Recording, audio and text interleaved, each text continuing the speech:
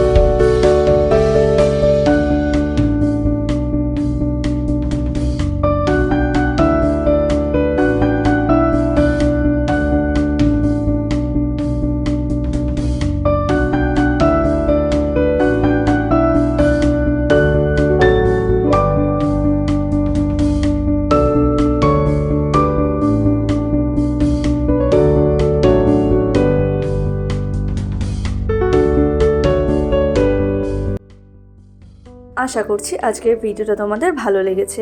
আর এই ধরনের ইয়াররিং তোমরা মার্কেট বা কলেজ কিংবা টিউশন যাওয়ার সময়ও ইউজ করতে পারবে। আর যদি ডিজাইনটা তোমাদের ভালো লেগে থাকে অবশ্যই এটা বাড়িতে বানানোর চেষ্টা করো।